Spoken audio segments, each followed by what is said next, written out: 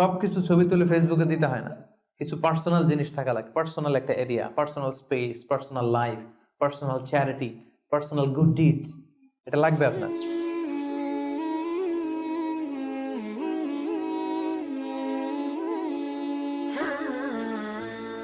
السلام عليكم ورحمة الله وبركاته نحمده ونصلي على رسوله الكريم أما بعد فأعوذ بالله من الشيطان الرجيم بسم الله الرحمن الرحيم মহান আল্লাহ রাব্বুল ইজ্জা ওয়াল জালালের দরবারে আমরা শুকরিয়া জ্ঞাপন করছি যে আল্লাহ তাআলা আজকে আমাদেরকে এশার সালাতের পরে এরকম চমৎকার একটি সোশ্যাল গ্যাদারিং এ একত্রিত হওয়ার তৌফিক এনায়েত করেছেন। আমরা শুরুতেই ফরমালি আল্লাহ তাআলাকে থ্যাঙ্কস জানাই, শুকরিয়া জানাই। আমরা সবাই পড়ছি কালিমাতু শুকর, আলহামদুলিল্লাহ। আজকের এই প্রোগ্রামে আমি সহিহ বুখারী থেকে একটি হাদিস আপনাদের সাথে শেয়ার করব, যে হাদিসটিতে আল্লাহ রাসূল সাল্লাল্লাহু আলাইহি ওয়াসাল্লাম 7 শ্রেণীর ব্যক্তিকে কিয়ামতের দিন আল্লাহ তাআলা আরশের ছায়ার নিচে ছায়া দিবেন। এই বিখ্যাত হাদিসটা আপনাদের সামনে উপস্থাপন করার চেষ্টা করব এবং আশা করব যে আপনারা মনোযোগ দিয়ে শুনবেন, যাতে করে শেষে আপনাদের কাছ থেকে আমি 1-2 মিনিটের সামান্য কিছু ফিডব্যাক নিতে পারি যে আপনারা কতটুকু বুঝতে পারলেন। সো মনোযোগটা একেবারে আমার দিকে হবে, হ্যাঁ, ডানে বায়ে কোনো দিকে তাকানো যাবে না।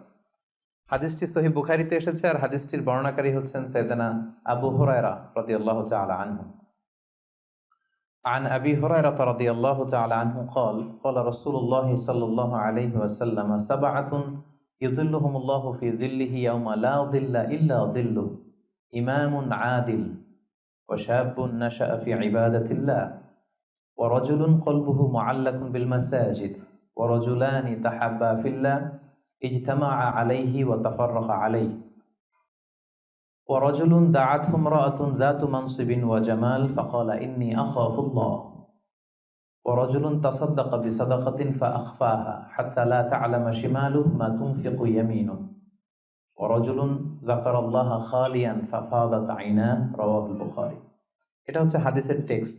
তো আবু হুরায়রা রাদিয়াল্লাহু তাআলা আনহু বর্ণনা করেন যে আল্লাহ রাসূল সাল্লাল্লাহু আলাইহি ওয়াসাল্লাম তিনি বলেছেন 7 শ্রেণীর ব্যক্তিকে, 7 ধরনের ব্যক্তিকে আল্লাহ তাআলা কিয়ামতের দিন in the day of judgement তার আরশের নিচে ছায়া দিবেন, যেদিন আল্লাহর আরশের ছায়া ছাড়া আর কোনো ছায়া থাকবে না। এর মধ্যে প্রথম শ্রেণী হচ্ছে ইমামুন আদিল, মানে the just ruler, the just king, ন্যায়পরায়ণ শাসক। প্রথম শ্রেণী হচ্ছে ন্যায়পরায়ণ শাসক বা রাষ্ট্রপ্রধান। 2 নম্বর হচ্ছে ওয়াশাবুন নাশা ফি ইবাদাতিল্লাহ, এমন যুবক যে তার যৌবনটাকে আল্লাহর ইবাদতে কাটিয়েছে।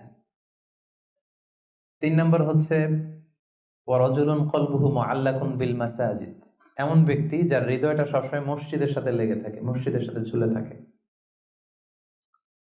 4 নম্বর হচ্ছে ওয়ারাজুলান তাহাব্বা ফিল্লাহ ইজতামা আলাইহি ওয়া তাফাররাকা আলাইহি, এমন 2 ব্যক্তি যারা একে অপরকে আল্লাহর জন্য ভালোবাসে, পৃথক হলেও আল্লাহর জন্য ভালোবাসাটা বজায় থাকে, একসাথে থাকলেও আল্লাহর জন্য ভালোবাসাটা বজায় থাকে। 5 নম্বরে হচ্ছে এমন ব্যক্তি দাআতহুম ইমরাআতুন যাতু মানসিবিন ওয়া জামাল, এমন ব্যক্তি যাকে সম্ভ্রান্ত বংশের খুব সুন্দরী রূপসী ভেরি বিউটিফুল লেডি, একজন নারী তাকে পাপ কাজের জন্য আহ্বান করেছে, কিন্তু সেই পাপ কাজে সাড়া না দিয়ে প্রত্যাখ্যান করে বলেছে ইন্নী আখাফুল্লাহ, আমি এই কাজ করতে পারবো না, কারণ আমি ভয় পাই একজনকে, তিনি কে? আমি আল্লাহকে ভয় পাই। 6 নম্বর হচ্ছে ওয়ারাজুলুন তাসাদ্দাকা বিসাদাকা ফাআখফাহা হাত্তা লা তা'লামা শিমালুহু মা তুনফিকু ইয়ামিনুহু, এমন ব্যক্তি যে গোপনে দান করে, এত গোপনে দান করে যে তার ডান হাত কি দান করে তার বাঁ হাত টের পায় না। সুবহানাল্লাহি ওয়া বিহামদিহি। 7 নম্বরে হচ্ছে ওয়ারাজুলুন যাকারাল্লাহা খালিয়ান ফাফাদাত আইনা, 7 নম্বর ব্যক্তি হচ্ছে এমন ব্যক্তি যে একা একা আল্লাহকে স্মরণ করে চোখের পানি ছাড়ে, আল্লাহকে স্মরণ করে, আল্লাহর জিকির করে, আল্লাহর ভয়ে তার অশ্রুসিক্ত হয়, তার চোখ বেয়ে দাঁড় দাঁড় করে পানি নামে। এই 7 শ্রেণীর ব্যক্তিকে আল্লাহ তাআলা আরশের নিচে ছায়া দিবেন, যেদিন কোনো ছায়া থাকবে না। এই হচ্ছে হাদিসের সরল বঙ্গানুবাদ। হাদিসটি সহিহ বুখারীতে এসেছে। হাদিসের টেক্সট থেকে পরে যে সহজ সরল বঙ্গানুবাদ করলাম, এটা আপনাদের মোটামুটি বুঝে আসছে না? বুঝে এসেছে। এরপরে ব্যাখ্যা করলে আরো ভালো বুঝতে পারবেন। এই হাদিসটির বর্ণনাকারী হচ্ছে আবু হুরায়রা রাদিয়াল্লাহু তাআলা আনহু। আবু হুরায়রা রাদিয়াল্লাহু তাআলা আনহুর নাম শুনেছেন আপনারা? আল্লাহ রাসূল সাল্লাল্লাহু আলাইহি ওয়াসাল্লাম একজন বিখ্যাত সাহাবী। ওনার নাম কিন্তু আবু হুরায়রা না, ওনার নাম হচ্ছে আব্দুর রহমান। আবু হুরায়রা রাদিয়াল্লাহু তাআলা আনহুর আসল নাম কি? সবাই বলতে হবে, আব্দুর রহমান। তো উনি আবু হুরায়রা হলেন কি করে? হিররাতুন মানে বিড়াল, আর হুরায়রা মানে ছোট্ট বিড়াল। তো উনি বিড়াল পালতেন, বিড়াল নিয়ে দুষ্টামি করতেন। আমাদের অনেকে শখ আছে ঘরে আমরা বিড়াল পালি। তো উনি একবার ঢোলা জামা, এই জুব্বার আস্তিনের মধ্যে বিড়াল নিয়ে রাসূল সাল্লাল্লাহু আলাইহি ওয়াসাল্লামের কাছে আসছেন। আল্লাহ রাসূল দেখলেন যে আবু হুরায়রা বিড়াল নিয়ে দুষ্টামি করতেছে। তো আল্লাহ রাসূল সাল্লাল্লাহু আলাইহি ওয়াসাল্লাম রসিকতা করে মজা করে ডাক দিলেন, ইয়া আবা হুরায়রা, এই বিড়ালের বাবা। আসলে নাম কি ছিল? আব্দুর রহমান। টাকা দরকার ছিল ইয়া আব্দুর রহমান। এটা না ডেকে রাসূল সাল্লাল্লাহু আলাইহি ওয়াসাল্লাম মজা করে বললেন, ইয়া আবা হুরায়রা, হে বিড়ালের বাবা। তো রাসূল সাল্লাল্লাহু আলাইহি ওয়াসাল্লাম কিন্তু এরকম মজা প্রায় করতেন, প্রায় সাহাবাদের মধ্যে তিনি মজা করতেন, রসিকতা করতেন। তবে এটা হালাল রসিকতা ছিল, হালাল এন্টারটেইনমেন্ট। রাসূল সাল্লাল্লাহু আলাইহি ওয়াসাল্লাম একটু রসিকতা করে বললেন, ইয়া আবা হুরায়রা, হে বিড়ালের বাবা। তখন থেকে আবু হুরায়রা রাদিয়াল্লাহু তাআলা আনহুকে সবাই আব্দুর রহমান না বলে বিড়ালের বাবা বলে ডাকতে শুরু করলো। সুবহানাল্লাহ। এবং উনি নিজেও এটা নিজের জন্য পছন্দ করলেন, বিড়ালের বাবা। তো ওনার নাম হচ্ছে বেসিক্যালি আব্দুর রহমান, কিন্তু যেহেতু বিড়াল নিয়ে দুষ্টামি করতেন এবং রাসূল সাল্লাল্লাহু আলাইহি ওয়াসাল্লাম একবার যখন হে বিড়ালের বাবা বলে ডাক দিলেন, তারপর থেকে উনি কি হয়ে গেলেন?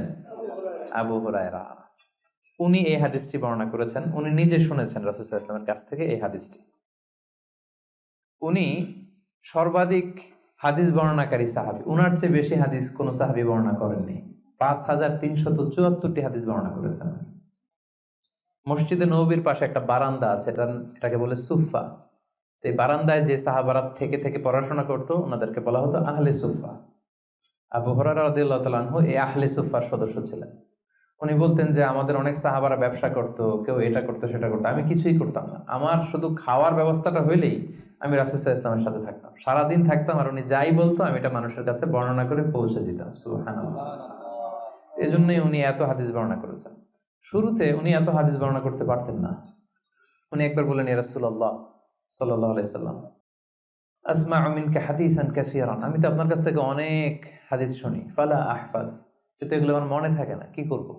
আল্লাহ রাসূল সাল্লাল্লাহু আলাইহি ওয়াসাল্লাম বললেন, উবসুত রিদাক, তুমি তোমার চাদরটা বিছিয়ে দাও। আবু হুরায়রা রাদিয়াল্লাহু তাআলা চাদর বিছিয়ে দিলেন। রাসূল সাল্লাল্লাহু আলাইহি ওয়াসাল্লাম ওই চাদরের মধ্যে এরকম হাত বুলিয়ে দিলেন, বললেন এবার এটা গায়ে দাও। এটা গায়ে দেওয়ার পর থেকে উনি বললেন, এরপর থেকে জীবনে যত হাদিস শুনেছি আল্লাহ রাসূল সাল্লাল্লাহু আলাইহি ওয়াসাল্লামের মুখ থেকে একটাও ভুলি নাই, একটাও ভুলিনি। রাসূল সাল্লাল্লাহু আলাইহি ওয়াসাল্লামের দোয়ার বরকত, রাসূল সাল্লাল্লাহু আলাইহি ওয়াসাল্লামের দোয়ার বরকতটা এরকম ছিল, উনি যদি কোনো লোনা পানির কুয়ার মধ্যে অজু করে কুলির পানি ফেলতেন, ওইটা মুহূর্তের মধ্যে মিঠা পানির কুয়া হয়ে যেত। গাছের মধ্যে ফল ধরে না, রাসূল সাল্লাল্লাহু আলাইহি ওয়াসাল্লাম টাচ করলে এর পরের বছর ফল হতে হতে একেবারে সয়লাভ। আনাস রাদিয়াল্লাহু তাআলা আনহুর জন্য একবার দোয়া করে দিয়েছিলেন, আল্লাহ তাকে সন্তান বেশি দাও, তাকে সম্পদ বেশি দাও। তো সন্তানের দোয়া এত কাজে লাগছে, ওনার সব মিলে 82 জন সন্তান ছিল, 80 জন ছেলে 2 জন মেয়ে। আর উনি বলতেন যে আমার এমন খেজুরের বাগান ছিল, মদিনার সবার খেজুরের বাগান বছরে খেজুর দিত একবার, আমার খেজুরের বাগানে বছরে খেজুর হতো 2 বার। রাসূল সাল্লাল্লাহু আলাইহি ওয়াসাল্লামের দোয়ার বরকত। মদিনার অনেক নবজাতক সন্তানদের মাথায় চুল গজায় না, রাসূল সাল্লাল্লাহু আলাইহি ওয়াসাল্লাম কোনো নবজাতক সন্তানের মাথায় হাত বুলিয়ে দিলে মাথার চুল তাড়াতাড়ি বড় হয়ে যেত। বারাকা। রাসূল সাল্লাল্লাহু আলাইহি ওয়াসাল্লাম হাত বুলিয়ে দিলেন, ওই হাত বুলানো চাদর আবু হুরায়রা রাদিয়াল্লাহু তাআলা আনহু গায়ে পড়লেন, আর ভুলে না কিছু, আর কিছু ভুলে না। অনেক ওরিয়েন্টালিস্টরা আবু হুরায়রা রাদিয়াল্লাহু তাআলা আনহুর এই হাদিস বর্ণনার ব্যাপারে সাসপিশন ছড়ায়, সন্দেহ ছড়ায় যে উনি এত হাদিস শুনলো কবে? একজন মানুষকে এত হাদিস কারো কাছ থেকে শুনে মনে রাখতে পারে নাকি? আপনারা আমার যত কথা শুনেন কয়টা মনে রাখতে পারবেন? তারা সন্দেহ ছড়ায় যে আবু হুরায়রা এগুলো নিজ থেকে মনে হয় বলেছে। আসলে না, কখনো না, নেভার। উনি রাসূল সাল্লাল্লাহু আলাইহি ওয়াসাল্লামের কাছ থেকে যেমনটি যেমনটি শুনেছে ঠিক তেমনটি তেমনটি বলেছে, এবং এটা হচ্ছে রাসূল সাল্লাল্লাহু আলাইহি ওয়াসাল্লামের দোয়ার বরকত। ওই যে চাদরে হাত বুলিয়ে দিয়েছিলেন। তাহলে হাদিসের যে বর্ণনাকারী আবু হুরায়রা রাদিয়াল্লাহু তাআলা আনহু, ওনার ব্যাপারে একটা ছোটখাটো ধারণা পেয়ে গেলেন না আপনারা? আচ্ছা, এবার আমরা হাদিসে চলে যাই। আল্লাহ রাসূল সাল্লাল্লাহু আলাইহি ওয়াসাল্লাম বলেছেন, সাবআতুন ইউযিল্লুহুমুল্লাহু ফি যিল্লিহি ইয়াওমা লা যিল্লা ইল্লা যিল্লুহ, 7 শ্রেণীর ব্যক্তিকে আল্লাহ তাআলা আরশের নিচে ছায়া দিবেন, যেদিন আরশের ছায়া ছাড়া আর কোনো ছায়া থাকবে না। ইউযিল্লুহুমুল্লাহু ফি যিল্লিহি, আল্লাহ তাআলা সেদিন তার নিজের ছায়া দিবেন, বলতে উদ্দেশ্য হচ্ছে ফি যিল্লি আরশিহি, আল্লাহর আরশের ছায়ায় তিনি 7 শ্রেণীর ব্যক্তিকে সেদিন রাখবেন। আল্লাহর আরশের ব্যাপারে আপনারা শুনেছেন না, যে আর রহমান আলাল আরশি ইস্তাওয়া, আল্লাহ তাআলা আরশের উপর পজিশন নিয়েছেন। আল্লাহ তাআলার পজিশন কোথায়? আরশের উপর। আরশ হচ্ছে মহাবিশ্বের সবকিছুর উপরে এটার অবস্থান। আমরা খালি চোখে উপরে কি দেখি? আকাশ। আসলে আমরা আকাশ দেখি না, এটা দেখি মহাশূন্য, স্পেস। প্রথম আকাশ যে কত বড় তার কোনো হিসাব নাই।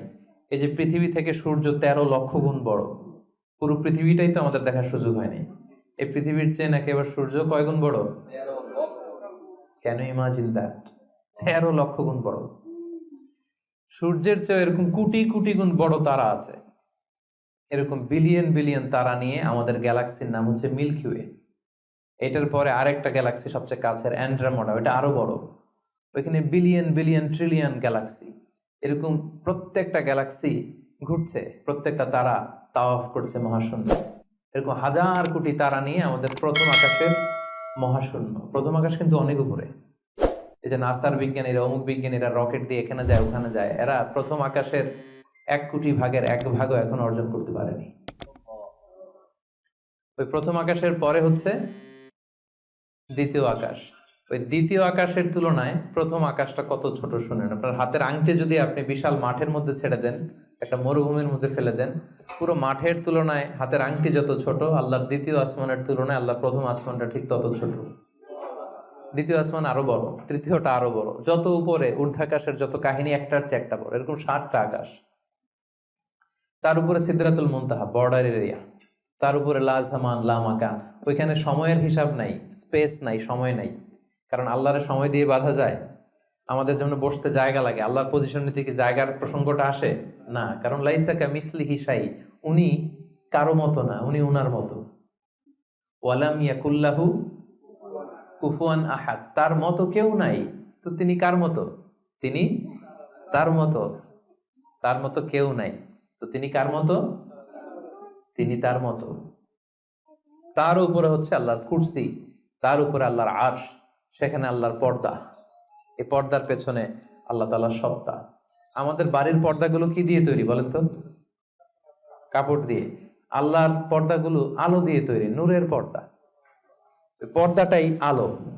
এজন্য সাহাবারা জিজ্ঞেস করেছিলেন, ইয়া রাসূলুল্লাহ হাল রাআইতা রাব্বাক, আপনি কি মেরাজের রাতে আপনার রবকে দেখেছিলেন?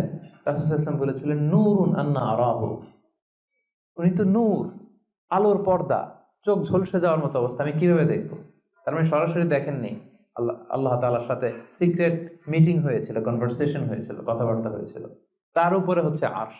ওই আরশের ছায়ার নিচে কিয়ামতের ময়দানে আল্লাহ তাআলা 7 শ্রেণীর ব্যক্তিকে স্থান দিবেন। কয় শ্রেণীর? 7 শ্রেণীর ব্যক্তিকে স্থান দিবেন। যে দিনটা হবে 50 আলফা সানাহ মিম্মা তা'উদ্দুন, 50,000 বছরের সমান একটা দিন, কিয়ামতের দিন। 50,000 বছর। মানুষগুলো সব হয়রান হয়ে যাবে। ইহশারুন নাসু ইয়াউমাল কিয়ামাতি হুফাতান উরাতান মুশাতান গুরলা। রাসূল সাল্লাল্লাহু আলাইহি ওয়াসাল্লাম বললেন, প্রতিটি মানুষ হুফাত, কারো পায়ে জুতা নেই। আমাদের প্রত্যেকের জুতা আছে না আজকে? সেদিন জুতা থাকবে না। উরাতান, নেকেড, উলঙ্গ। গাড়ি নাই, কিছু নাই, ঘোড়া নাই, গুরলা, জন্মদিনের পোশাকে সবাই পাগলের মতো। আম্মাজান আয়েশা বলেন, ইয়া রাসূল, এটা কেমন কথা? কারো গায়ে যদি ড্রেস না থাকে তো সবাই লজ্জা পাবে না? একে অন্যকে দেখে হাসাহাসি করবে না? আল্লাহ রাসূল সাল্লাল্লাহু আলাইহি ওয়াসাল্লাম বললেন, লিকুল্লি ইমরিইম মিনহুম ইয়াওমা ইদিন শাআনু ইউগনি। আয়েশা, সেদিনটা এত ভয়ঙ্কর হবে যে অন্যের কি অবস্থা এটা চিন্তা করতেই সে ভুলে যাবে। নিজের অবস্থা নিয়ে এত পেরেশানিতে সে থাকবে, ঘর্মাক্ত, ক্লান্ত, শ্রান্ত, পেরেশান।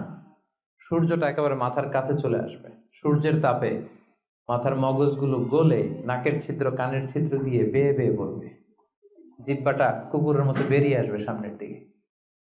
মানুষ হাঁপাতে থাকবে, দৌড়াতে থাকবে, ক্লান্ত শ্রান্ত, কেউ কাউকে চেনে না। ইয়াউমা ইয়াফিরুল মারউ মিন আখিহি ওয়া উম্মিহি ওয়া আবিহি ওয়া সাহিবাতিহি ওয়া বানিহি। ভাই ভাইকে চিনবে না, পরিচয় দিবে না। মা ছেলেকে দেখে পরিচয় দিবে না, বন্ধু বন্ধুকে দেখে পরিচয় দিবে না, সবাই ইয়া নাফসি ইয়া নাফসি। ওই ভয়ঙ্কর দিনে আল্লাহ তাআলা 7 শ্রেণীর লোককে তার আরশের নিচে ছায়া দিবেন। আমরা কি চাই না যে আমরা ওই 7 শ্রেণীর অন্তর্ভুক্ত হই? আমরা আল্লাহ তাআলার কাছে কামনা করি আমরাও যেন সেই 7 শ্রেণীর অন্তর্ভুক্ত হয়ে সে ভয়ঙ্কর দিনে আল্লাহ তাআলার আরশের নিচে ছায়া পেতে পারি। আরো জোরে আমরা সবাই পড়ি আমিন। ওই 7 শ্রেণীর ব্যক্তিদের মধ্যে প্রথম শ্রেণী হচ্ছে ইমামুন আদিল, ন্যায়পরায়ণ শাসক, the just ruler, the just king. যেই বাদশাহ, যেই শাসক, যেই কিং তার প্রজাদের প্রতি ন্যায়পরায়ণ ভাবে বিচার করে, ইকুয়ালি ট্রিট করে সবাইকে, কারোর উপর জুলুম করে না। কারণ আল্লাহ তাআলা জুলুম পছন্দ করেন না। আল্লাহ কি কারোর উপর জুলুম করেন? কিয়ামতের দিনের বিচারে তিনি কারোর উপর জুলুম করবেন? আল্লাহ তাআলা বলেন ইন্নী হাররামতু যুলমা আলা নাফসি, আমি আমার উপর জুলুমকে হারাম করেছি, ফালা তাযালামু, তাই তোমরাও তোমাদের উপর জুলুম করো না, খবরদার। আয-যুলমু যুলুমাতুন ইয়াউমাল কিয়ামা, যারা পৃথিবীর বুকে কারো উপর জুলুম করবে, এই জুলুমটা জুলুমাত হয়ে, অন্ধকার হয়ে তার কাঁধে চেপে বসবে কিয়ামতের দিন। সো আল্লাহ তাআলা প্রথম 7 জনের মধ্যে সর্বপ্রথম যাকে আরশের নিচে ছায়া দিবেন তিনি হচ্ছেন ইমামুন আদিল, just king, the just ruler, ন্যায়পরায়ণ শাসক, যারা আদালতের সাথে কাজ করে। ইন্নাল্লাহা ইয়া'মুরুকুম বিল আদলি ওয়াল ইহসান, আল্লাহ তাআলা এই আদালতের ব্যাপারে, জাস্টিসের ব্যাপারে সবসময় তিনি আদেশ করেন। জাস্টিস ভায়োলেট হয়, ন্যায়পরায়ণতা, ইনসাফ, এটা ভায়োলেট হয়, এটা আল্লাহ তাআলা কখনো চান না। যারা বিচার করার সময় ন্যায় বিচার করে, উভয় পক্ষের কথা শুনে, যারা রায় দেওয়ার সময় ন্যায়সঙ্গতভাবে রায় দেয়, যারা জনগণের ট্রিট করার সময় সঠিকভাবে ট্রিট করে, সেই ধরনের রাজা যারা, সেই ধরনের কিং যারা, রুলার যারা, তারা সেদিন স্থান পাবে। এটা শুধু আল্লাহর কাছেই না, তারা যারা জাস্ট রুলার তাদেরকে দুনিয়ার মানুষরাও পছন্দ করে না অনেক। উদাহরণস্বরূপ বলছি, ফর এন এক্সাম্পল, এই যে রেসেপ তাইয়েব এরদোগান, জাস্ট উদাহরণ, আরো অনেক ভালো ভালো রুলার আছে, আপনারা আরো ভালো বলতে পারবেন। তো এই যে তুরস্কের রেসেপ তাইয়েব এরদোয়ান, মুসলিম বিশ্বের বিভিন্ন ইস্যু নিয়ে উনি খুব কনসার্নড, চমৎকার চমৎকার উদ্যোগ নিচ্ছে, এটা আমাদের খুব ভালো লাগে না? আমাদেরকে অনুপ্রাণিত করে, আমাদেরকে উজ্জীবিত করে।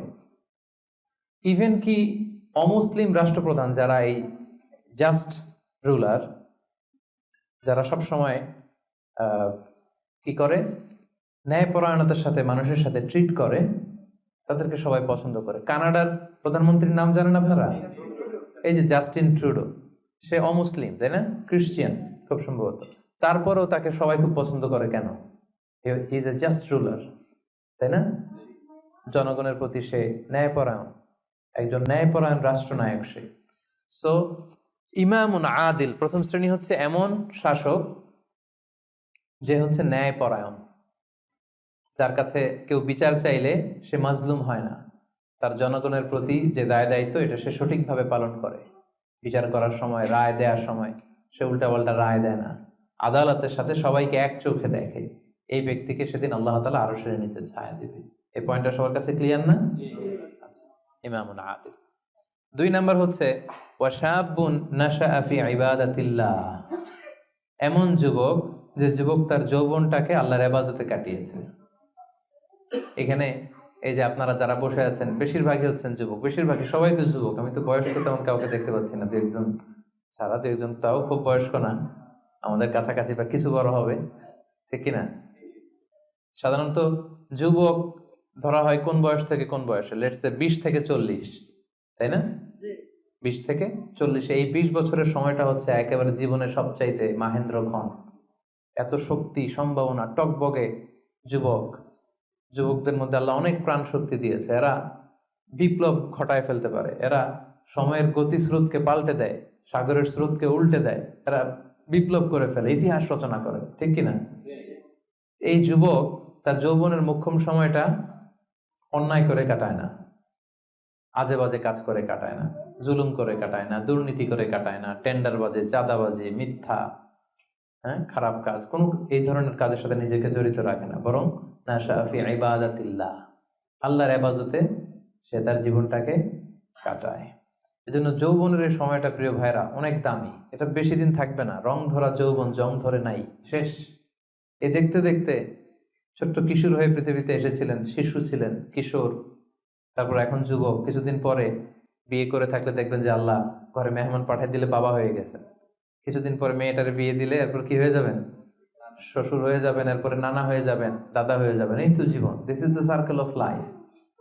রং ধরা যৌবন, জং ধরে শেষ, এটা থাকে না খুব বেশি দিন।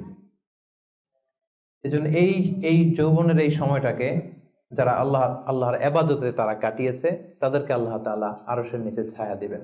নাশা ফি ইবাদাতিল্লাহ। এবং যৌবনের ইবাদতকে আল্লাহ তাআলা খুব বেশি পছন্দ করে। ইবাদতটা অনেক ব্রড সেন্সে যদি আপনি চিন্তা করেন, অনেকে মনে করে যে শুধু নামাজ পড়া, শুধু রোজা রাখা, শুধু জিকির করা এটাই ইবাদত। আসলে ব্যাপারটা কিন্তু এমন নয়। মানব কল্যাণে আপনি যাই করেন, আল্লাহ তাআলার আদেশ পালনে আপনি যাই করেন, সবটাই ইবাদত, ঠিক কিনা? আপনি যদি রক্ত দেন, মুমূর্ষু রোগীকে বাঁচাতে রক্তের প্রয়োজন হয় না? আপনি যদি তাকে বাঁচাতে রক্ত দেন, এটাও ইবাদত।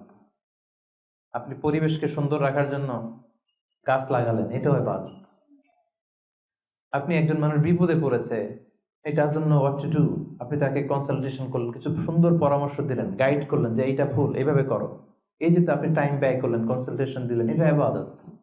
অনেকে মনে করে যে শুধু তাসবিহ, জিকির, কোরআন তেলাওয়াত এগুলোই মনে হয় ইবাদত। না, যে পথেই আল্লাহর সন্তুষ্টি, যে কাজ করলে আল্লাহ তাআলা সন্তুষ্ট হন, এই সবগুলো কাজই কিন্তু ইবাদত। তাই যৌবনের এই মোক্ষম সময়টাতে আল্লাহ তাআলার ইবাদত করে আমাদেরকে কাটাতে হবে। আমা খালাকতুল জিন্না ওয়াল ইনসা ইল্লা লিয়াবুদুন। আমি মানব জাতি আর জিন জাতিকে কেবলই সৃষ্টি করেছি আমার ইবাদতের জন্য। এজন্য এই বয়সের, আপনাদের এই বয়সের অফিসে খুব ব্যস্ততা, এখানে খুব ব্যস্ততা, এরপরেও যে একটু কষ্ট করে নামাজটা পড়েন, হ্যাঁ, এরপরেও যে জামাতে আসেন, এরপরেও আপনি সুন্নাহ মোতাবেক চলতে যাচ্ছেন, দাড়ি রাখছেন, এটা অনেক বড় ইবাদত। এটা আল্লাহ তাআলার কাছে অনেক বেশি প্রিয়। বৃদ্ধ বয়সের ইবাদতের চেয়ে যৌবনের ইবাদত আল্লাহর কাছে অনেক বেশি প্রিয়। এর কারণ হচ্ছে, বৃদ্ধ বয়সে ইবাদত ছাড়া করবেটা কি? ইবাদত ছাড়া তো সময়ই কাটে না। কারণ ঘরের কথা শোনার কেউ নাই, কেউ সময় দেয় না, রাতে ঘুম আসে না, 3টার দিকে ঘুম ভেঙে যায়। বাংলাদেশের কথা যদি বলি, দেখবেন যে মুরব্বীরা 3টা-4টার পরে নাকি ওনাদের ঘুমিয়ে আসে না। তো অজু করে ইমাম সাহেবের 1 ঘন্টা আগে আসে মসজিদে ফজর পড়তে। ইমাম সাহেব দেরি করলো কেন, মুয়াজ্জিন দেরি করলো কেন, ওনারা এটা বলে। কারণ ওই যে ঘুম আসে না, কি করবে? তখন তার ইবাদত করা ছাড়া সময়ই কাটে না। ওই ইবাদত আল্লাহর কাছে ততটা প্রিয় নয় যতটা প্রিয় হচ্ছে একজন যুবকের ইবাদত, ঠিক কিনা? আপনি যৌবন কালে যদি আল্লাহ তাআলা দাসত্ব করতে পারেন, ইবাদত করতে পারেন, আপনার বার্ধক্যে উপনীত হওয়ার পরে ইবাদত করতে না পারলে আল্লাহ তাআলা ইবাদত দিয়ে আপনার আমলনামা পূর্ণ করে দিবে। পূর্ণ করে দেবে। ওটা ফজরের সময় উঠতে পারতেছেন না, কোমরে ব্যথা, ডায়াবেটিস ইত্যাদি ইত্যাদি, আল্লাহ বলবে যুবক অবস্থায় কি করেছিল ওইটা দেখো, ওই সময় যা করছে ওইটা লিখে দাও। এই জন্য আল্লাহ রাসূল সাল্লাল্লাহু আলাইহি ওয়াসাল্লাম বলেছেন যে এই যৌবনটারে কাজে লাগাও। আল্লাহ রাসূল সাল্লাল্লাহু আলাইহি ওয়াসাল্লাম বলেছেন 5টা বিষয় আসার আগে 5টা জিনিসকে কাজে লাগাও। এর মধ্যে একটা হচ্ছে শাবাবাকা ক্বাবলা হারামিক, বার্ধক্য আসার আগে যৌবনকে কাজে লাগাও। সিহহাতাকা ক্বাবলা মারাদিক, অসুস্থতা আসার আগে সুস্থতাকে কাজে লাগাও। গিনাকা ক্বাবলা ফাকরিক, গরিব হয়ে যাওয়ার আগে তোমার ধনাঢ্যতাকে কাজে লাগাও। ফারাগাকা ক্বাবলা শুগলিক, ব্যস্ত হয়ে যাওয়ার আগে অবসরটারে কাজে লাগাও। হায়াতাকা ক্বাবলা মাউতিক, মৃত্যু আসার আগে জীবনটারে কাজে লাগাও। এই জন্য যৌবনটাকে যেন আমরা কাজে লাগাই, প্রিয় ভাইরা। এবং কিয়ামতের ময়দানে 5টা প্রশ্ন করা হবে। এই 5টা প্রশ্নের উত্তর না দিয়ে কোনো বনি আদম পাই নাড়াতে পারবে না, পা নাড়াতে পারবে না। এর মধ্যে প্রথম প্রশ্ন, আন হায়াতিহি ফিমা আফনা, তার জীবনটা সে কোন কাজে লাগিয়েছে। ও আন শাবাবিহি ফিমা আবলা, জীবনের মধ্যে যে যৌবন ছিল ওই সময় কি করছে। ওই সময় কি ইসলামের বিরুদ্ধে তার কাজ করেছে? হারাম কাজগুলোতে সময় ব্যয় করেছে? হারাম ব্যবসা করেছে? হারামের সাথে সম্পৃক্ত ছিল? ইসলাম বিরোধী গোষ্ঠীর সাথে সম্পৃক্ত ছিল? আপনাকে জিজ্ঞেস করা হবে যে এই যৌবনের সময়টা আপনি কি কাজে লাগিয়েছেন, নাকি ইসলামের পক্ষে ছিল, যা করেছে ইসলামের পক্ষে কাজে লেগেছে। সম্পদ কোত্থেকে উপার্জন করেছে, কোথায় ব্যয় করেছে, যতটুকু জেনেছে ততটুকু মেনেছে কিনা। এই 5টা প্রশ্নের উত্তর দেওয়ার আগে বনি আদম কিয়ামতের ময়দানে পাই নাড়াতে পারবে না। এজন্য দ্বিতীয় শ্রেণী হচ্ছে ওয়াশাবুন নাশাআ ফি ইবাদাতিল্লাহ, এমন যুবক যে তার যৌবনকে আল্লাহর ইবাদতে কাজে লাগিয়েছে। এজন্য যৌবনটাকে যেন আমরা কাজে লাগাই। মনে থাকবে সবার? সবাই কিন্তু আপনারা যুবক, এই সময়টা পাবো না, আমরা মিস করবো কিছুদিন পরে। এই যে কুচকুচে কালো দাড়ি, আপনার কি মনে হয় আজীবন এই কালোই থাকবে?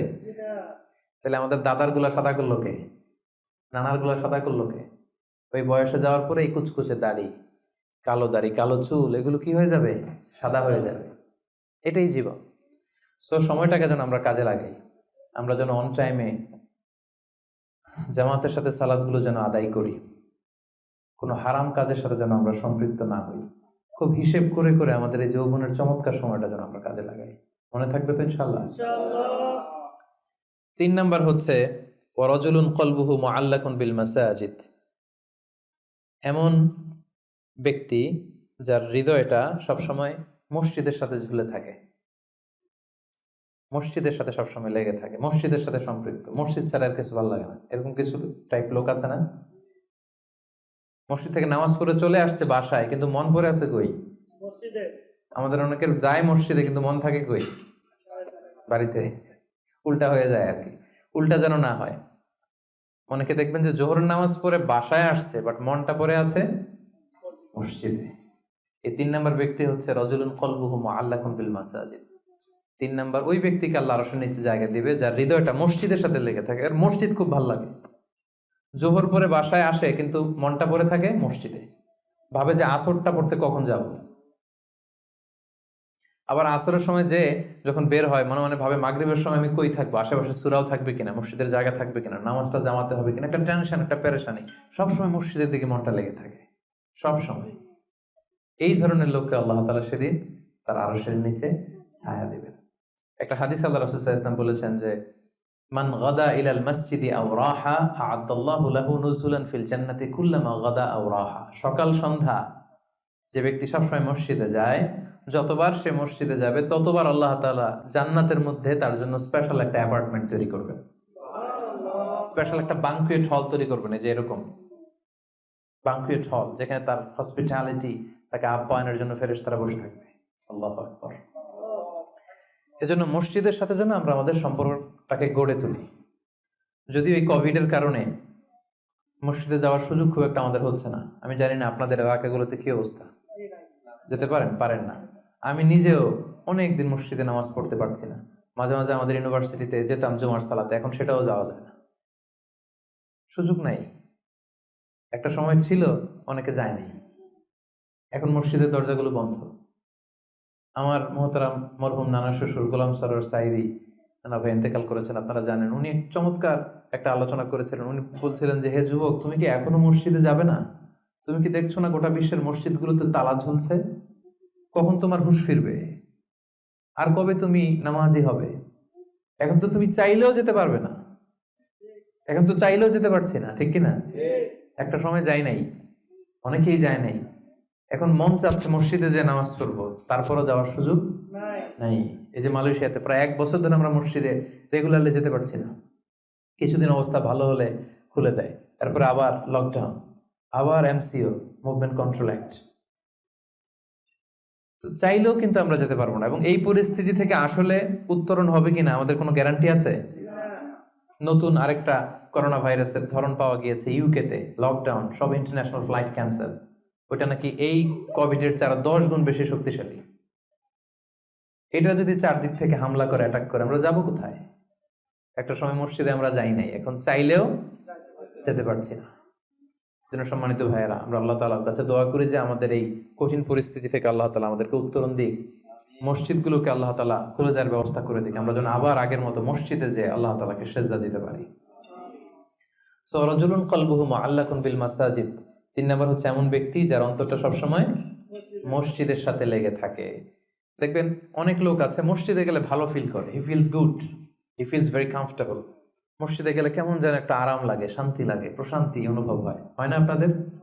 মসজিদে গেলে অনেকের ঘুমও চলে আসে শান্তির চোটে। মসজিদে জুমার খুতবা দেওয়ার সময় ঘুম আসে না অনেকের? কারণ ওই সব গুনার বোঝা তো মসজিদের বাইরে ফেরেশতারা রেখে দিয়েছে। এবার হালকা হয়ে, পাতলা হয়ে, প্রশান্ত চিত্তে মসজিদে ঢুকলে প্রশান্তির ঘুম চলে আসে। এই জন্য আমাদের কামনা, ইচ্ছা, বাসনা, আকাঙ্ক্ষা এমন যেন হয় যে আমরা যেন সবসময় মসজিদ কেন্দ্রিক থাকতে পারি। কাজী নজরুল খুব চমৎকার করে লিখেছেন, মসজিদেরই পাশে আমার, যাতে গড়ে বসে মুয়াজ্জিনের আজান শুনতে পাই। শুনেছেন না আপনারা? মসজিদেরই পাশে আমায় কবর দিও ভাই, যেন করে হতেও মুয়াজ্জিনের আজান শুনতে পাই। আমার গোরের পাশে দিয়ে ভাই নামাজিরা যাবে, পবিত্র সেই পায়ের ধ্বনি এ বান্দা শুনতে পাবে। গোরাজাব হতে গুনাহগার পাইবে রেহাই। বলেন সবাই, মসজিদেরই পাশে আমায় কবর দিও ভাই, যেন গোরে হতেও মুয়াজ্জিনের আজান শুনতে পাই। কত মুমিন নামাজি ভাই মসজিদাঙ্গিনাতে আল্লাহর নামের জিকির করে লুকিয়ে গভীর রাতে। আমি তাদের সাথে ওই আল্লাহ নাম জপতে চাই, আল্লাহর নাম জপতে চাই।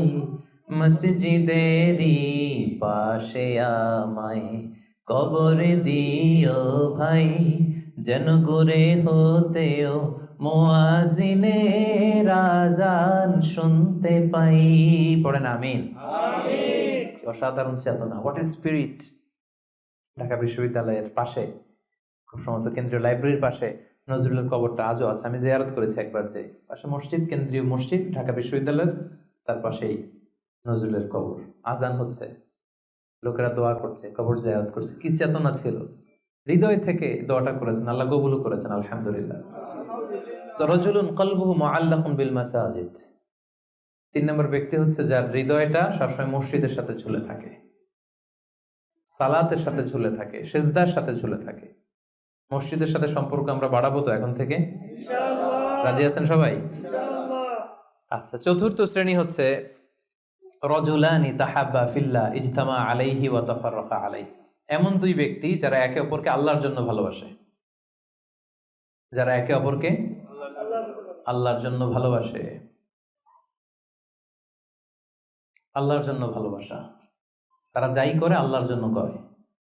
আমরা একে অপরের সাথে দেখা হলে বলি না, ভাই উহিব্বুকা ফিল্লাহ, আপনাকে আমি আল্লাহর জন্য ভালোবাসি, বলি না? এই যে আল্লাহর জন্য ভালোবাসা, একে অপরকে আল্লাহর জন্য যদি কেউ ভালোবাসে, এই 2 জন লোককে আল্লাহ তাআলা সেদিন আরশের নিচে ছায়া দেবে। হাদিসে কুদসিতে আল্লাহ তাআলা সেদিন বলবেন, আইনাল মুতাহাব্বুনা বিজালালি, আমার জন্য একে অপরকে ভালোবাসছি তারা কোথায়? কোথায় তোমরা যারা আমার জন্য একে অপরকে ভালোবেসেছো, কোথায় তোমরা? আসো। আজকে উযিল্লুকুম ফি যিল্লি ইয়াউমা লা যিল্লা ইল্লা যিল্লি, আজকে আমার আরশের নিচে আমি তোদের ছায়া দিয়ে রাখবো। আজকে আমার দেয়া ছায়া ছাড়া আর কোনো ছায়া নাই। তাই আমরা একে অপরকে যারা আল্লাহর জন্য ভালোবাসবো, তাদেরকে আল্লাহ তাআলা সেদিন আরশের নিচে ছায়া দিবেন। সুবহানাল্লাহ পড়েন। আল্লাহর জন্য ভালোবাসা কি? যাকে দেখলে আল্লাহর কথা স্মরণ হয়, তার কথা শুনলে আল্লাহর কথা স্মরণ হয়, তার সাথে বসলে আখেরাতের কথা স্মরণ হয়, এমন বন্ধু। আরেকজন আছে, এর সাথে বসলেই শুধু হিন্দি সিনেমার গান, এর সাথে বসলেই শুধু হারাম আলাপ, এর সাথে বসলেই অপ্রয়োজনীয় কথাবার্তা, অন্যের গীবত, চগলখড়ি, ব্যাকবাইটিং, এগুলো। এটা আল্লাহর জন্য তার সাথে সম্পর্ক নয়। তার সাথে সম্পর্কটা আমার আল্লাহর জন্য। আল্লাহ তাআলার কারণে আমি তাকে ভালোবাসি, কারণ সে আল্লাহর বান্দা, সে আল্লাহর প্রিয় বান্দা, সে আল্লাহর আদেশগুলো মেনে চলে। তাহলে একে অপরের ভালোবাসা হবে কার জন্য? আল্লাহর জন্য। ইজতামা আলাইহি, এই ভালোবাসা নিয়েই তারা পৃথিবীতে একত্রিত হয়। ওয়া তাফাররাকা আলাইহি, এবং আল্লাহর উপর ভালোবাসা অবশিষ্ট রেখেই তারা পৃথিবী ত্যাগ করে। এই ধরনের লোককে আল্লাহ তাআলা সেদিন আরশের নিচে ছায়া দিবেন। এজন্য আমাদের সব কাজগুলো যেন প্রিয় ভাই একমাত্র আল্লাহর খুশির জন্য হয়। দুনিয়ার লোভের জন্য, দুনিয়ার স্বার্থের জন্য কোনো কাজ করা যাবে না। আপনি যদি দুনিয়ার স্বার্থের জন্য কোনো কাজ না করে শুধু আল্লাহর খুশির জন্য করেন, দুনিয়ার স্বার্থ এমনি উদ্ধার হয়ে যাবে, আই গ্যারান্টি। আপনি কয়েকদিন প্র্যাকটিস করে দেখেন যে যেটাই করব আমার আল্লাহ এই কাজে সন্তুষ্ট কিনা, এটা আপনি দেখে করেন, দেখবেন দুনিয়ার সবকিছু আপনার হাতের মুঠোয় চলে আসবে। ওটা দুনিয়াটা আপনার হাতের মুঠোয় আসবে যদি আল্লাহকে আপনি এইখানে স্থান দেন। আর দুনিয়াটার এখানে স্থান দিলে গোটা দুনিয়া আপনাকে অপমান করে ছাড়বে, ঠিক কিনা? এজন্য আমাদের ভালোবাসা যেন হয় শুধু কার জন্য? আল্লাহ রাসূল সাল্লাল্লাহু আলাইহি ওয়াসাল্লামকে আল্লাহ তাআলা আদেশ করেছেন, হে নবী আপনি বলে দেন, কুল ইন্না সলাতি ওয়া নুসুকি ওয়া মাহইয়ায়া ওয়া মামাতি লিল্লাহি রাব্বিল আলামিন। হে নবী আপনি বলে দিন, আমার সালাত, আমার যাকাত, আমার রোজা, আমার হজ সবকিছু একজনের জন্য, তিনি কে? আল্লাহ। তাই আমাদের একে অপরের ভালোবাসাটা কার জন্য? আল্লাহর জন্য। আমি আপনাদেরকে আল্লাহর জন্য ভালোবাসি,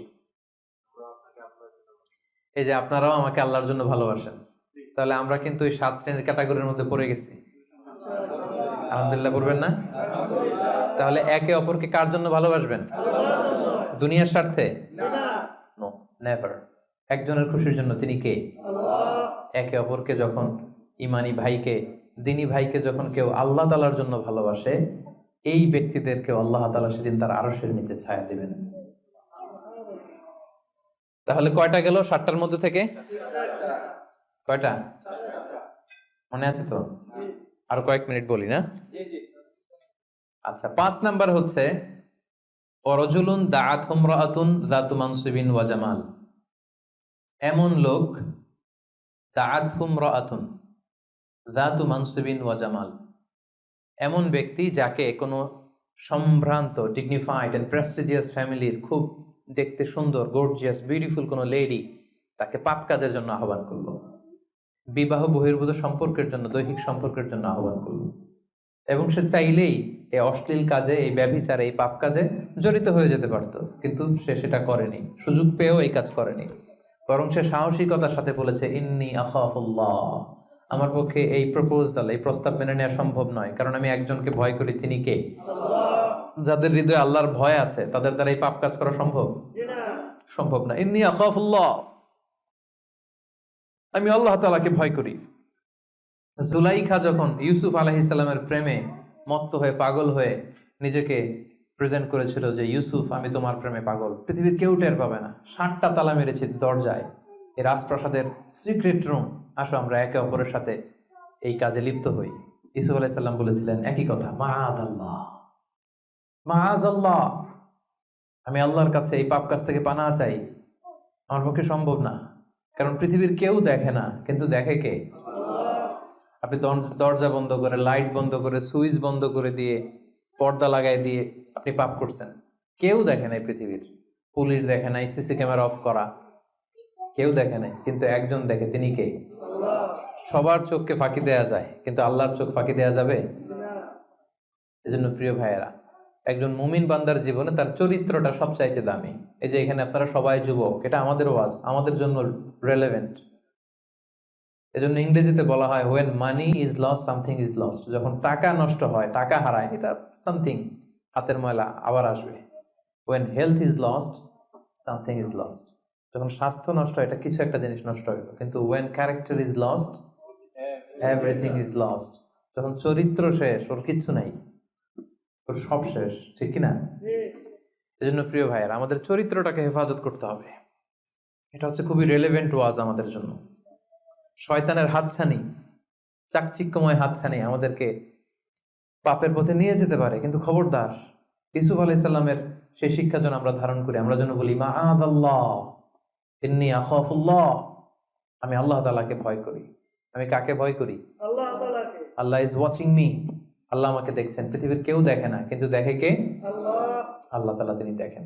এজন্য আল্লাহ তাআলা বিশ্বাসীদেরকে বলেছেন কুল্লিল মুমিনিনা ইয়াগুদ্দু মিন আবসারিহিম, হে নবী বিশ্বাসীদের বলুন তারা যেন তাদের চোখকে নামায়, lower your eyesight, lower your gauge, নিজের চোখের লাগাম টেনে ধরতে হবে, ওয়াহফাযু ফুরুজাহুম, এবং নিজের প্রাইভেট, নিজের লজ্জাস্থানের হেফাজত করতে হবে।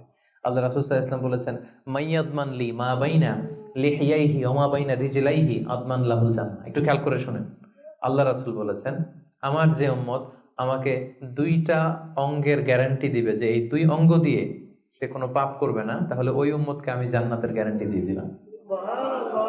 অঙ্গ 2টা কি? এক হচ্ছে 2 চোয়ালের মাঝখানে যে অঙ্গটা থাকে, মানে জিহ্বা, আরেক হচ্ছে 2 পায়ের মাঝখানে যেটা থাকে, প্রাইভেট, মানুষের লজ্জাস্থান। এই 2টা অঙ্গের গুনাহ করবে না বলে যদি কোনো উম্মত আমার গ্যারান্টি দেয়, আমি আমার ওই উম্মতকে জান্নাতের গ্যারান্টি দিব। এজন্য চক্ষুকে হেফাজত করতে হবে,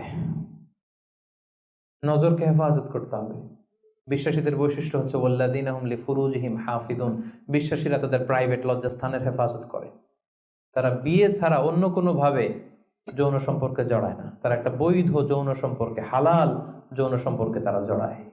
বিয়ে ছাড়া কোনো যৌন সম্পর্ক ইসলাম আমাদের জন্য হালাল করে নাই। এজন্য যুবকদেরকে বিষ্ণু ইসা ইসলাম বলেছেন, ইয়া মা আশারাশ শাবাব মান ইসতাতা মিনকুমুল বাআতা ফালিয়াতাযাওয়াজ, যাদের সক্ষমতা আছে আর্থিক এবং শারীরিক, ফালিয়াতাযাওয়াজ, বিয়ে করো। ফাইন্নাহু আগাদ্দু লিল বাসার, বিয়ে করলে চোখ নিম্নগামী হয়। ওয়া আহসানু লিল ফারাজ, লজ্জাস্থান হেফাজতে থাকে। ওয়া মান লাম ইয়াস্তাতি, যার সক্ষমতা নাই বিয়ে করার, ফা আলাইহি বিসসাওম, সে রোজা রাখো। সে কি করো? রোজা রাখো। ফাইন্নাহু লাহু বিজা, কারণ এই রোজার মাধ্যমে তাকে পাপ কাজ থেকে আল্লাহ তাআলা বাঁচাবেন। সুবহানাল্লাহ। এখানে বিয়ে করছেন না সবাই? সবাই বিবাহিত? আচ্ছা, আলহামদুলিল্লাহ। আল্লাহ তাআলা খুব দ্রুত যারা বিয়ে করে নাই তাদেরকেও বিয়ের ব্যবস্থা করে দেয়। বিয়েটা কিন্তু ভাই অনেক বরকতের। বিয়েটা কি অনেক বরকতের। হালাল পন্থায় আল্লাহর দেয়া যৌবনকে উপভোগ করুন। মুমিনের সম্পর্ক হয় শুধু হালালের সাথে, হারামের সাথে মুমিনের কোনো সম্পর্ক আছে? সম্পর্ক নাই। যে বিয়ে করে তার দিনদারি, দিনের অর্ধেক পূর্ণ হয়ে যায়। আল্লাহ রাসূল সাল্লাল্লাহু আলাইহি ওয়াসাল্লাম বলেন, কেউ যখন বিয়ে করলো তার দিনের অর্ধেক পূর্ণ হয়ে গেল। ফালিয়াত্তাকিল্লাহা ফি নিসফিল বাকি, বাকি অর্ধেকের ভয় করলেই চলবে তার, এখন অর্ধেক পূর্ণ হয়ে গেছে। আল্লাহু আকবার। আল্লাহ রাসূল সাল্লাল্লাহু আলাইহি ওয়াসাল্লাম বলেছেন, নিকাহ মিন সুন্নতি, বিয়ে আমার সুন্নাত। ফামান রাগিবা আন সুন্নতি ফালাইসা মিন্নি, যে আমার সুন্নতকে ঘৃণা করে ও আমার উম্মত হতে পারে না। যারা বিয়ে করতে চায়, বিয়ে করে নিজের পাপ থেকে নিজেকে বাঁচাতে চায়, তাদেরকে সাহায্য করা আল্লাহ নিজের জন্য ওয়াজিব করে ফেলেছেন। 3 শ্রেণী, আল্লাহ বলে 3 ধরনের ব্যক্তিকে সাহায্য করা আমি আল্লাহর উপর ওয়াজিব। কয় শ্রেণীর? 3 শ্রেণীর। এর মধ্যে এক শ্রেণীর হচ্ছে যে বিয়ে করতে চায়, আর নাকিহ আল্লাযী ইউরিদুল আফাফ, পুত পবিত্র থাকতে, যে চরিত্র বাঁচাতে, যে বিয়ে করতে চায়, টাকা নাই, সমস্যা এটা সেটা, কিন্তু খুব চাচ্ছে বিয়ে করতে। আল্লাহ বলে ওই যুবককে হেল্প করা আমি আল্লাহর জন্য ওয়াজিব হয়ে গিয়েছে। অনেকে বিয়ে করে না এই জন্য যে আগে ধনী হয়ে নেই, টাকা পয়সা কিছু হোক এরপরে বিয়ে করবো, কিন্তু ইসলামের সিস্টেম হচ্ছে আগে বিয়ে করো, এরপরে আমি আল্লাহ তোমার ধনী বানাই দেবো। ধনী বানায় দেয় কে? তো আপনি আল্লাহর সিস্টেমে চলবেন না আপনার সিস্টেমে? ধনী হওয়ার সিস্টেমই তো হচ্ছে আগে বিয়ে করতে হবে। সব সফল লোকেরা, ধনী লোকেরা দেখবেন যে আগে বিয়ে করে ফেলছে। এজন্য আমরা যেন বিয়ে করে হালাল পন্থায় আল্লাহর দেয় যৌবনকে উপভোগ করি। হারামের সাথে যেন আমরা কখনো কোনোভাবে আপোষ না করি, সম্পর্ক না করি। তাই 5ম নাম্বার ব্যক্তি হচ্ছে যাকে কোনো রূপসী সুন্দরী পাপ কাজের অফার দেয়, সে কি অফারে ওই কাজে সাড়া দেয়? সেটাকে প্রত্যাখ্যান করে বলে, ইন্নী আখাফুল্লাহ, আমি কাকে ভয় করি? আল্লাহকে ভয় করি। তাহলে 5 নম্বর ব্যক্তি হচ্ছে যারা নিজেকে পুত পবিত্র রাখে, যারা নিজেকে পাপ কাজ থেকে বাঁচিয়ে রাখে। কয়টা গেল? শুনতেছেন সবাই? 6 নম্বর হচ্ছে রাজুলুন তাসাদ্দাকা বিসাদাকাতিন ফাআখফাহা, এমন ব্যক্তি যে গোপনে দান করে। কিভাবে দান করে? গোপনে। কতটা গোপনে দান করে? হাত্তা লা তা'লামু শিমালু মা তুনফিকু ইয়ামিনু, এত গোপনে দান করে যে তার ডান হাত কি দান করেছে বাম হাত সেটা টের পায় না। সুবহানাল্লাহ। এই হাত দিলে কি এই হাত সাথে থাকবে না? তারপরও আল্লাহ রাসূল সাল্লাল্লাহু আলাইহি ওয়াসাল্লাম হাদিসের ভাষ্যটা, বাক্য চয়নটা এমন ভাবে করেছেন যে এত গোপনে দেয় যে এই হাত কি করে এই হাতই জানে না, এই হাত কি করে এই হাতই জানে না, গোপনে দান করে। প্রকাশ্যে দান করা জায়েজ, দেখিয়ে দান করা জায়েজ আছে, কিন্তু শ্রেষ্ঠ দান, ভালো দান হচ্ছে গোপনে দান। কারণ দেখিয়ে দান করলে এটা আল্লাহর কাছে কবুল হতেও পারে, নাও হতে পারে। আপনার মনের মধ্যে রিয়া, লোক দেখানো ভাব থাকতে পারে, তাই না? আমাদের দেশে অনেক প্রোগ্রামে, মসজিদে, মাহফিলে বলে যে অমুক ভাই চেয়ারম্যান সাহেব, অমুক এমপি, অমুক দানবীর, উনি 1 লক্ষ টাকা, বলেন মারহাবা।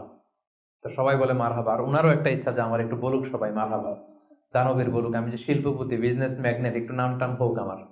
এই যে নাম হোক, একটু নাম ফুটানোর মানসিকতা নিয়ে যে 1 লক্ষ টাকা দান করলো, 1টি টাকা আল্লাহর কাছে কবুল হয়নি। কারণ লোক দেখানো মানসিকতা নিয়ে করলে এটা আল্লাহ কবুল করে না। কারণ ওইখানে সে 2 জনের সন্তুষ্টি চাচ্ছে, লোকেও ভালো বলুক, আল্লাহও ভালো বলুক। নো, আল্লাহ এটা নেবেন। এই শিরক করে ফেলছেন। শিরক মানে আল্লাহর সাথে যদি কাউরে আবার সাথে চান, আপনি অন্য কাউকে চাইতে পারবেন না, দেখাতে হবে একজনকে, তিনি কে? এটাকে বলা হয় শিরকুল আসগার, ছোট শিরক। লৌকিকতা, লোক দেখানো মানসিকতা, এটা ছোট শিরক, বড় শিরক না, এটা ছোট শিরক। তো এই লৌকিকতার মানসিকতা আমাদেরকে বন্ধ করতে হবে। অনেক দানবীর দানশীল ব্যক্তি কিয়ামতের দিন জাহান্নামে যাবে। আল্লাহ বলবে যাও, go to the hell fire, জাহান্নামে যাও। সে বলবে আল্লাহ আমি তো কোটি কোটি টাকা দিয়েছি, ইয়াতিমখানা করলাম, মসজিদ করলাম, এটা করলাম, চ্যারিটি ফাউন্ডেশন করলাম, এত দান সদকা করার পরে আমি জাহান্নামে যাব? আল্লাহ বলবেন সেটা তুমি করেছো, মানুষ তোমাকে হাতেন তাই বলবে, দানবীর বলবে, তোমাকে বিজনেস ম্যাগনেট বলবে, নাম ফুটানোর জন্য বলছো। তো নাম তো দুনিয়াতে হয়েছে, যেটা চাইছিলে ওটা তো পাইছো, আমার কাছে কি? আমার কাছে তোমার জন্য কিছু নাই, যাও জাহান্নামে যাও। ওইরকম দানশীল যেন আমরা না হয়, আল্লাহ আমাদেরকে হেফাজত করুক। গোপনে দান, যদিও সেটা অল্প হয়। কেউ নাই, একটা লোক বসে আছে অন্ধ, আস্তে করে 100 টাকা বের করে দিয়ে দিলেন, কেউ দেখে নাই, দেখার দরকারও নাই। যিনি দেখার দরকার উনি দেখছে, উনি কে? আল্লাহ। মসজিদের দান বাক্স 500 টাকা দিয়ে দিলেন, কেউ দেখে নাই। এটা দুনিয়ার কাউকে খুশি করার জন্য আপনি দেননি, শুধু আল্লাহকে দেখানোর জন্য দিয়েছেন। এই দানটা আল্লাহ খুব পছন্দ করে। সাদাকাতুস সির তুতফিউ গাদাবার রব, গোপন দান আল্লাহর রাগকে প্রশমিত করে, আল্লাহর রাগকে কমিয়ে দেয়। গোপন দান, জন্য এই গোপন দানটা খুবই জরুরি। মুসনাদে আহমদ ইবনে হাম্বলের একটি হাদিস, পৃথিবী যখন আল্লাহ বানালেন, পৃথিবী কাঁপতে আরম্ভ করেছে, হেলে দুলে পড়ছে। আল্লাহ পৃথিবীতে পাহাড় নামিয়ে দিলেন, পাহাড় ঢুকিয়ে দিলেন। পাহাড় যখন প্যারেকের মতো ঢুকিয়ে দিলেন পৃথিবীতে, পৃথিবী আর কাঁপে না, আর ভূমিকম্প হয় না, আর নড়ে না। এই দৃশ্য ফেরেশতারা দেখে তো অবাক, বললেন এই আল্লাহ, পাহাড়ের এত শক্তি যে পৃথিবীর মধ্যে পাহাড় যখন প্যারেকের মতো ঢুকাই দিলেন, পৃথিবী আর কাঁপে না, পৃথিবী একেবারে স্টেবল। ইয়া রাব্বি হাল মিন খালকিকা শাইউন আশাদ্দু মিনাল জিবাল, আল্লাহ আপনার সৃষ্টির মধ্যে পাহাড়ের চাইতে শক্তিশালী কি কিছু আছে? ফেরেশতারা জিজ্ঞেস করতেছে। আল্লাহ বলেন আছে। কি সেটা? আল হাদিদ, লোহা। আল্লাহ বললেন লোহা পাহাড়ের চাইতে শক্তিশালী, কারণ লোহা দিয়ে পাহাড় কাটা যায়, ঠিক না? লোহার হাতুড়ি দিয়ে পাহাড় কাটা যাবে না? কাটা যাবে। ফেরেশতারা বললেন হে আল্লাহ, হাল মিন খালকিকা আশাদ্দু মিনাল হাদিদ, তাহলে লোহার চেয়েও কি শক্তিশালী কিছু আপনার সৃষ্টিকুলের মধ্যে আছে? আল্লাহ বললেন আছে, সেটা হচ্ছে আন্নার, আগুন। কারণ আগুনের মধ্যে লোহা ঢেলে দিলে লোহা গলে যায়, তাইলে লোহা শক্তিশালী নাকি আগুন? আগুন শক্তিশালী। ফেরেশতারা আবার আশ্চর্য হয়ে বলল হে রাব্বি হাল মিন খালকিকা শাইউন আশাদ্দু মিনান নার, আল্লাহ আগুনের চাইতে শক্তিশালী কিছু আছে? আছে। আলমা, পানি। আল্লাহ বললেন পানি আরো শক্তিশালী, কারণ আগুন দাউ দাউ করে জ্বলে, ওখানে পানি দিলে কি হয়? আগুন থপ করে নিভে যায়। ফেরেশতারা আবার অবাক হচ্ছে, বললেন ইয়া রাব্বি হাল মিন খালকিকা শাইউন আশাদ্দু আলাল মা, পানির চাইতে শক্তিশালী কি কিছু আছে আপনার সৃষ্টির মধ্যে? আল্লাহ বললেন আছে। আর রিহ, বাতাস, কারণ বাতাসের ধাক্কায় পানি একদিক থেকে আরেক জায়গায় যায়। জলের মধ্যে যখন বাতাসের উচ্ছ্বাস হয়, জলোচ্ছ্বাস তৈরি হয়, তাহলে বাতাস আরো শক্তিশালী। ফেরেশতারা বললেন ইয়া রাব্বি হাল মিন খালকিকা আশাদ্দু মিনার রিহ, আল্লাহ বাতাসের চাইতেও কি কোনো শক্তিশালী কিছু এই মহাবিশ্বে আছে? আল্লাহ বললেন আছে। সেটা কে? বনি আদম। এমন বনি আদম যে গোপনে দান করে, এমন বনি আদম যে সিক্রেটলি চ্যারিটি করে, মানুষকে দেখাতে যায়, আস্তে করে 2 টাকা, আস্তে করে 10 টাকা, আস্তে করে 50 টাকা, আস্তে করে 1 লক্ষ টাকার চেক পাঠায় দিল একটা এতিমখানায়, কেউ দেখে নাই, দেখাইতেও চায় না উনি। এই লোকটা ওই বাতাসের চাইতে বেশি শক্তিশালী। আল্লাহু আকবার। তাহলে গোপন দান আল্লাহর কাছে এত প্রিয়, যারা গোপনে দান করে তাদেরকে আল্লাহ তাআলা সেদিন আরশের নিচে ছায়া দিবেন। সুবহানাল্লাহ। এজন্য প্রিয় ভাইরা, আমাদের প্রত্যেকের কিছু গোপন আমলের দরকার আছে। গোপন, এটা কাউরে দেখানোর দরকার নেই, সবকিছু মানুষকে দেখাতে হয় না, সবকিছু ছবি তুলে ফেসবুকে দিতে হয় না। কিছু পার্সোনাল জিনিস থাকা লাগে, পার্সোনাল একটা area, personal space, personal life, personal charity, personal good deeds, এটা লাগবে আপনার। এটা আল্লাহ তাআলা বেশি পছন্দ করেন। হাল্লাকা সিররুন ইনদাল্লাহ বাইনাকা আনতা ওয়া বাইনাল্লাহ, এমন কোন গোপন জিনিস তোমার আর তোমার রবের মাঝে আছে যেটা তোমার রব ছাড়া কেউ জানে না? হাল্লাকা সিররুন ইনদাল্লাহ বাইনাকা আনতা ওয়া বাইনাল্লাহ, হাল্লাকা সাদাকাতুন তাখফা লা ইয়ালামুহা ইল্লাল্লাহ, হাল্লাকা সিররুন ইনদাল্লাহ বাইনাকা আনতা ওয়া বাইনাল্লাহ, হাল্লাকা সাদাকাতুন তাখফা লা ইয়ালামুহা ইল্লাল্লাহ। সুবহানাল্লাহ। তোমার আর তোমার রবের মাঝে এরকম গোপন কোনো ডিলিংস আছে যেটা কেউ জানে না? জীবনে কখনো গোপন দান করছো যেটা কেউ দেখেনি? ওইটাই কাজে লাগবে। এজন্য ষষ্ঠ শ্রেণী হচ্ছে ওই ব্যক্তি যে গোপনে দান করে, সিক্রেট চ্যারিটি করে। গোপনে দান করতে রাজি আছেন তো সবাই? নট নেসেসারি যে খুব বিগ অ্যামাউন্ট লাগবে। 1 রিঙ্গিট, কয় রিঙ্গিট? ওইটারে আল্লাহ পেলে পুষে উহুদ পাহাড়ের সমান উঁচু করে আপনার আমল নামায় ঢুকাই দিবে। কটা গেল? 7 নাম্বার হচ্ছে রজুলুন যাকারাল্লাহ খালিয়ান ফাফাদাত আইনা।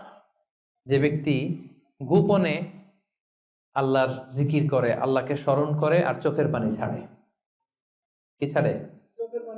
চোখের পানি ছাড়ে। আমাদের তো চোখের পানি নামে না। কবে যে শেষ জীবনে কেঁদেছি আমাদের অনেকের মনেই পড়ে না। আরে কবে যেন কাঁদলাম সর্বশেষ? আল্লাহর ভয়ে।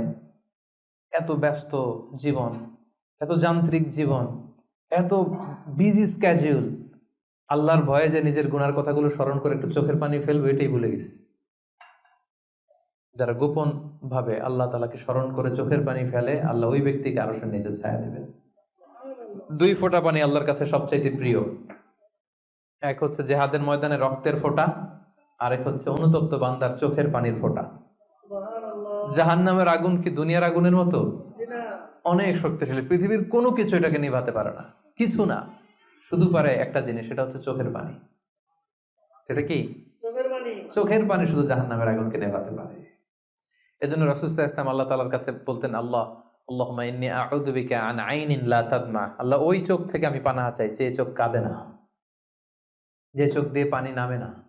এরকম চোখ আমি চাই না আল্লাহ। এমন চোখ আমি চাই যে চোখ তোমার ভয়ে অশ্রু বিসর্জন দেয়।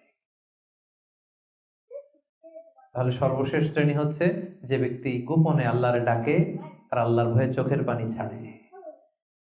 এই 7 শ্রেণীর ব্যক্তিকে আল্লাহ তাআলা সেই ভয়ঙ্কর দিন, যেদিন কোনো ছায়া নাই, গরম, পেরেশান, মানুষ ক্লান্ত শ্রান্ত ঘর্মাক্ত, সে ভয়ঙ্কর দিন আল্লাহ তাআলা আরশের নিচে আমাদেরকে ছায়া দেবেন। আমরা যেন এই 7 শ্রেণীর অন্তর্ভুক্ত হতে পারে, আল্লাহ তাআলা আমাদেরকে তৌফিক দান করুক। আমরা পড়ি আমিন। আমি আপনাদের বোঝার জন্য আরেকবার করে রিপিট করছি শুধু নামটা। হাদিসের বর্ণনাকারী আবু হুরায়রা রাদিয়াল্লাহু তাআলা আনহু, আল্লাহ রাসূল সাল্লাল্লাহু আলাইহি ওয়াসাল্লাম বলেছেন 7 শ্রেণীর ব্যক্তিকে আল্লাহ তাআলা আরশের নিচে ছায়া দিবেন। এর মধ্যে 1 শ্রেণীর হচ্ছে দ্য জাস্ট রুলার, ন্যায়পরায়ণ শাসক, রাষ্ট্রনায়ক। 2 নাম্বার ওয়া শাবুন নাশাআ ফি ইবাদাতিল্লাহ, এমন যুবক যে তার যৌবনের সময়টাকে আল্লাহর ইবাদতে কাটিয়েছে। 3 নাম্বার ওয়া রাজুলুন কলবুহু মুআল্লাকুন বিল মাসাজিদ, এমন লোক যার হৃদয়টা মসজিদের সাথে লেগে থাকে, খালি মসজিদ পাগল মানুষ। 4 নাম্বার রাজুলান, এমন 2 লোক তাহাব্বা ফিল্লাহ ইজতামা আলাইহি ওয়া তাফাররাকা আলাইহি, আল্লাহর জন্য একে অপরকে ভালোবাসে। 5 নাম্বার এমন লোক যাকে কোনো নারী, সুন্দরী রূপসী নারী পাপ কাজের অফার দেয়, সে অফার নেয় না, সে প্রত্যাখ্যান করে, রিজেক্ট করে দিয়ে বলে আমি আল্লাহকে ভয় পাই। 6 নাম্বার যে গোপনে দান করে, সিক্রেট চ্যারিটি করে, লোক দেখানো দান নয়। 7 নাম্বার যে ব্যক্তি গোপনে আল্লাহর জিকির করে আর চোখ দিয়ে দাঁড় করে পানি নামে। এই 7 শ্রেণীর ব্যক্তিকে আল্লাহ তাআলা তার আরশের নিচে ছায়া দিবেন। এখন আমাদের প্রতিযোগিতা করা দরকার না যে আমরা এই 7টা গুণের কতটা নেয়া আমাদের পক্ষে সম্ভব। আমরা জানি যে আমরা জাস্ট রুলার এটা হইতে পারবো না, আমরা তো দেশের প্রধান হইতে পারবো না, কিন্তু আমরা তো যুবক, আমাদের যৌবনটা আমরা আল্লাহর ইবাদতে কাটাতে পারি, তাই না? আমরা মসজিদের সাথে মন্ত্র ঝুলায় রাখতে পারি, পাপ কাজের অফার আসলে সেটা ঠেকায় রাখতে পারি, কি বলেন? তারপর গোপনে দান করতে পারি, কেঁদে কেঁদে আল্লাহর কাছে জীবনের গুনার কথা স্মরণ করতে পারি। এই গুণাবলীগুলো যেন আমরা আমাদের জীবনে অর্জন করে সেদিন ওই ভয়ঙ্কর দিনে যারা আরশের নিচে ছায়া পাবে, আমরা যেন তাদের অন্তর্ভুক্ত হতে পারে। আল্লাহ আমাদেরকে তৌফিক দান করুন। আরো জোরে পড়েন আমিন।